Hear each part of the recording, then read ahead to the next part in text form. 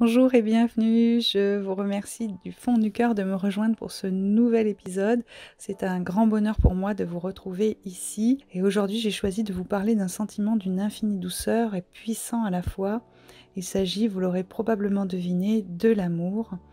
Et dans cette étude de l'amour à travers un texte et une pratique, nous allons particulièrement nous intéresser à la compassion. Mais tout d'abord, comme vous savez, il existe 3 figures de l'amour que sont Eros, Philia et Agapé. Et c'est d'ailleurs dans le monde d'Agapé que la série que je vous propose est née. Je vous offrirai prochainement sur la page Facebook du cabinet un document qui réunira ces 3 figures. Alors, si ce n'est déjà fait, abonnez-vous à la page Facebook dont vous trouverez le lien en description afin d'être averti de l'arrivée de ce cadeau. Et donc aujourd'hui, à la suite du conte zen que je vais avoir à présent le plaisir de partager avec vous, je vous proposerai une technique très puissante qui a le pouvoir d'embellir notre vie.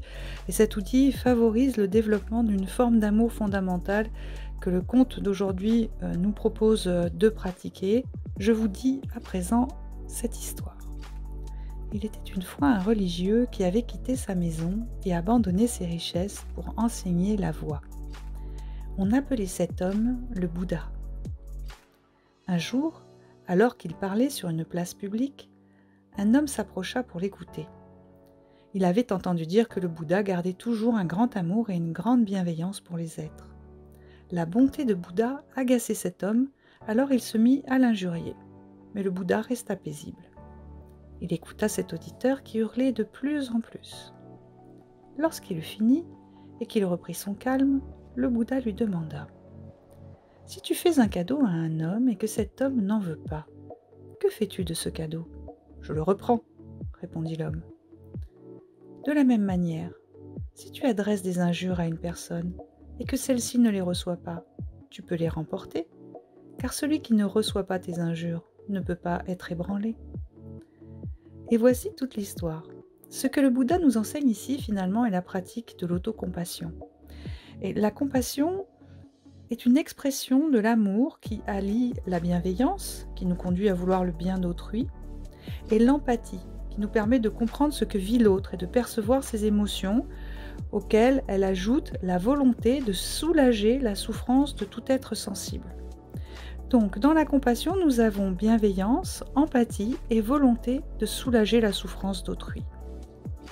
L'autocompassion consiste ainsi à faire preuve envers soi-même de compassion. Et si l'on se réfère au conte d'aujourd'hui, ne pas recevoir les injures, c'est avant tout faire preuve d'autocompassion en ne se laissant pas atteindre par ce qui peut nous nuire. C'est apprendre ce qui n'est pas bon pour soi, que cela vienne de l'extérieur ou de nous-mêmes, et refuser ce cadeau dont on ne veut pas. L'autocompassion est en quelque sorte la base sur laquelle nous cultivons et développons l'amour que nous partageons ensuite. Et le Dalai Lama nous enseigne ce principe lorsqu'il dit « Si vous n'aimez pas qui vous êtes, vous ne pouvez pas aimer les autres. Si vous ne sentez pas de compassion pour vous, vous ne pourrez pas sentir de compassion pour les autres. » Pratiquer l'autocompassion est la première étape par laquelle nous devrons passer, comme nous l'explique le Dalai Lama. Et d'ailleurs, les bienfaits sur la santé de la pratique de l'autocompassion sont largement avérés grâce aux neurosciences notamment. Ainsi, il a été établi que pratiquer l'autocompassion permet entre autres d'améliorer notre équilibre émotionnel, de réduire le stress, de réduire l'anxiété, et on sait très bien que ces 3 éléments impactent directement notre santé mentale et physique. Et l'autocompassion permet également d'augmenter la confiance en soi, mais aussi l'estime de soi. En résumé, il est bon, voire nécessaire pour chacun d'entre nous de pratiquer l'autocompassion.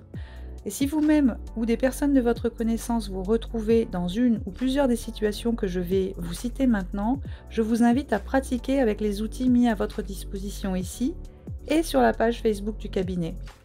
Ainsi, il est quasiment fondamental de pratiquer l'autocompassion pour les personnes particulièrement exposées au risque d'épuisement émotionnel et de burn-out, comme par exemple les soignants, les enseignants, les éducateurs entre autres, mais également pour les personnes s'inscrivant dans des schémas de honte, d'autocritique ou bien encore de syndrome de l'imposteur, les personnes également qui souffrent de ruminations sévères qui vont favoriser un état dépressif, ou bien encore pour toutes les personnes hypersensibles au jugement d'autrui.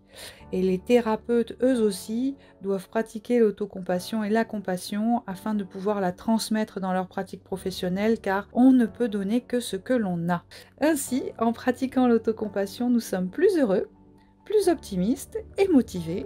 L'autocompassion améliore donc notre relation au monde, donc aux autres, et à nous-mêmes, en permettant d'installer un état d'esprit plus serein qui permet une forme d'introspection constructive, je dirais, qui favorise le développement de notre potentiel et nous permet de traverser plus facilement des situations pénibles.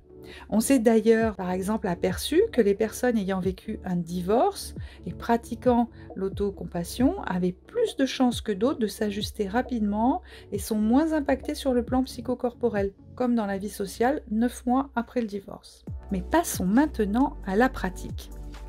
La technique que je vous transmets ici est l'une de mes préférées à titre personnel et je vous en donnerai d'autres comme je vous le disais précédemment. Sachez que ce que vous vous apprêtez à découvrir a la capacité de vous aider à embellir votre vie. Vous pouvez l'utiliser pour vous-même d'abord et je vous y encourage évidemment. Vous pouvez la transmettre à vos enfants, votre conjoint ou conjointe, vos proches, comme à vos collègues et amis. C'est un cadeau que vous leur ferez et même un acte de compassion à leur égard. À présent, voici donc comment pratiquer. Vous allez pouvoir prendre tout d'abord de quoi écrire, un stylo et votre journal intime ou un carnet ou tout autre support de votre choix qui vous permettra de relire régulièrement ce qui va suivre. Et puis, fermez les yeux un instant. Et si vous n'avez pas envie de les fermer, laissez-les ouverts en tenant votre tête droite dans l'alignement de votre colonne vertébrale et en fixant d'un regard doux un point situé au-dessus de votre ligne d'horizon. Puis focalisez un instant votre attention sur votre respiration. L'air qui entre par votre nez à l'inspiration, puis qui ressort à l'expiration. Mettez-vous à l'écoute de votre respiration. Percevez votre corps tout entier. Chaque cellule de votre corps respire. Prenez quelques instants pour vous installer dans la détente qui délie chaque partie de votre corps du sommet de votre tête jusqu'au bout de vos doigts, jusqu'au bout de vos orteils.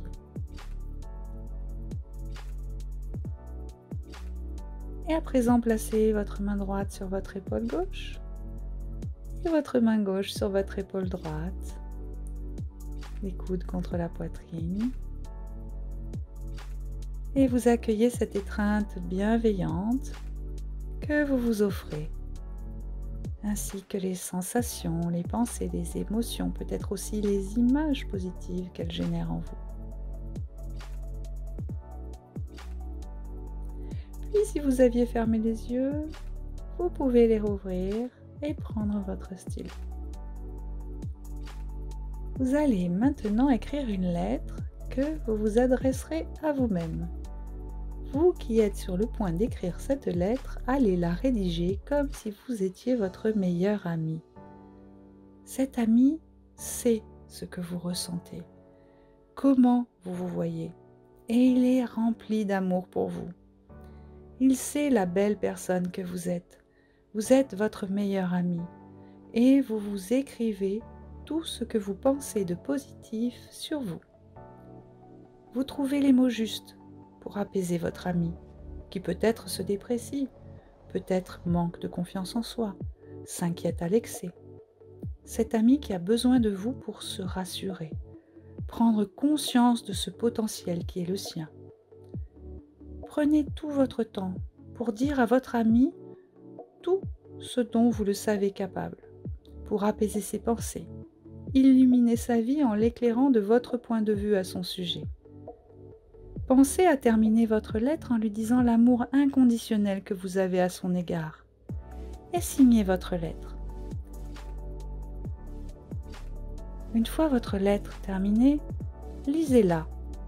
À voix haute, si vous pouvez, c'est encore mieux. En prenant conscience de l'effet que chaque affirmation positive a sur vous. Imprégnez-vous de ce qui émane de cette lettre emplie d'amour pour vous.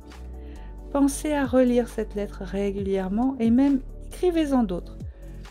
Les lettres dictées par l'amour, la compassion font toujours du bien à votre être tout entier. Pour conclure, voici ce que le Dalai Lama nous conseille. Cultivons l'amour et la compassion. Ces deux choses qui donnent véritablement un sens à la vie. Le reste est accessoire. Partagez cet épisode avec toutes les personnes pour lesquelles vous ressentez de la compassion. Et puis, merci du fond du cœur de partager votre avis ici ou sur la page Facebook, vos commentaires comme vos questions éventuelles. Je vous en serai reconnaissante et je vous répondrai avec une grande joie. Je vous dis à très vite pour un 3e épisode, tout en vous remerciant pour ce moment de partage. Merci d'être vous, merci d'être là et au plaisir immense de vous retrouver prochainement.